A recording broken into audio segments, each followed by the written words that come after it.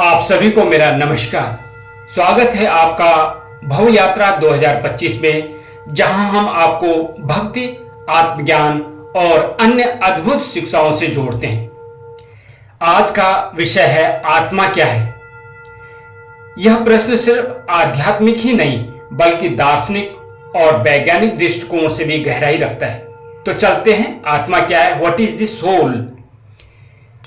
वेदों और उपनिषदों के अनुसार आत्मा वह शुद्ध चेतना है जो शरीर, मन और बुद्धि से परे है। वेदों में आत्मा को अविनाशी, निराकार, शाश्वत और परम सत्य कहा गया है।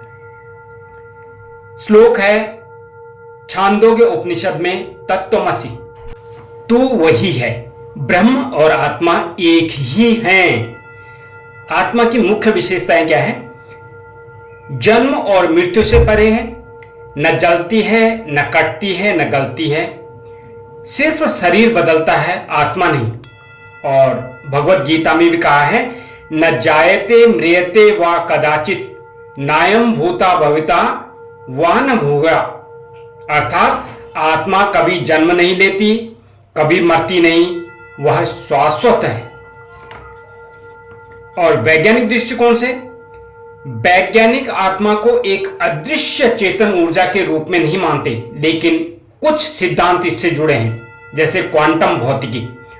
डॉक्टर स्टुअर्ट हेमरॉफ और रोगर पेनरोज ने कहा है, कॉन्शियसनेस में बी क्वांटम बेस्ड, यानी चेतना। चेतना क्या है? जो आत्मा का गुण है, मस्तिष्क के न्यूरॉन्स में नहीं बल्कि सूक्ष्म स्तर पर होती है। दूसरा है डबल स्लिट एक्सपेरिमेंट। इससे स्पष्ट होता है कि पर्यवेक्षक अर्थात ऑब्जर्वर संपूर्ण घटना की दिशा बदल सकता है। और इसका अर्थ यह भी निकाला गया है कि चेतना ब्रह्मांड की मूल शक्ति है। और एक है energy conservation law. Energy can neither be created nor destroyed.